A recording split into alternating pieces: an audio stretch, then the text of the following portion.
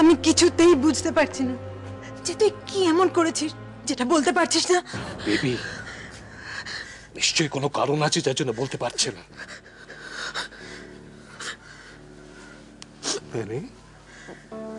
তুই আমাকে বল,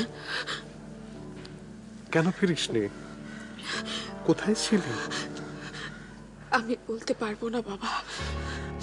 কেন বলতে পারবি না? দেখেছো দেখেছো, সায়ন ওইভাবে অপমান করে গেল, তার কোনো লজ্জা নেই। সায়ন ঠিকই বলেছে। বেবি, হচ্ছেটা কি? শোনো রাজ, ও যদি ভাবে আস্তে।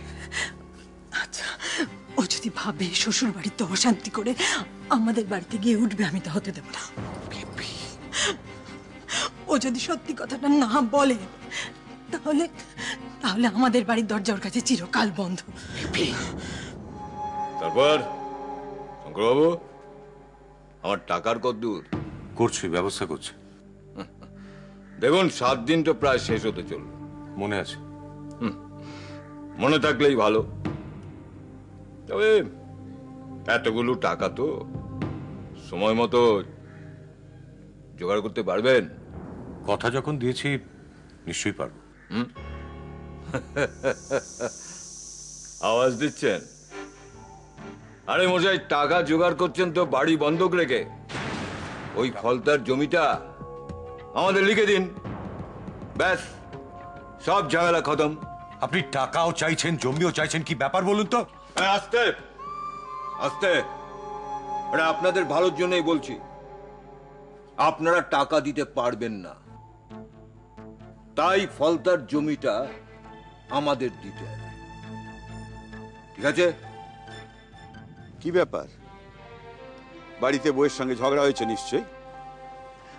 ও একটু হয়, অর্ধাঙ্গিনী বলে কথা।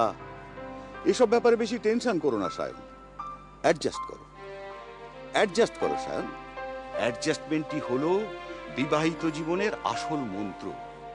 দেখো, তুমি যত বেশি তোমার স্ত্রীর সঙ্গে অ্যাডজাস্ট করবে, তুমি তত আদর্শ স্বামী হয়ে উঠতে পারবে। তবে এ ব্যাপারে আমি আসছি।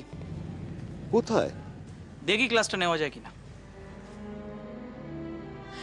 তুমি কেন আমার সাথে এরকম করছো? বিশ্বাস করো আমাকে, আমাকে প্লিজ একটু বিশ্বাস করো। আমি তোমাকে খুব ভালোবাসি।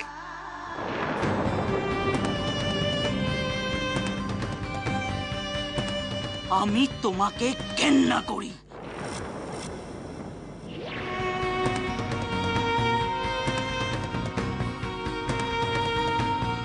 আজ থেকে আমার বিছানায় আমার পাশে শোয়ার কোনো অধিকার তোমার নেই। যদি বিন্দু মাত্র লজ্জা জ্ঞান থাকে তাহলে আজ থেকে আমার বিছানায় তুমি শোবে না। তোমার শোয়ার জায়গায় মাটিতে। যদি বিন্দু মাত্র লজ্জা জ্ঞান থাকে তাহলে আজ থেকে আমার বিছানায় তুমি শোবে না।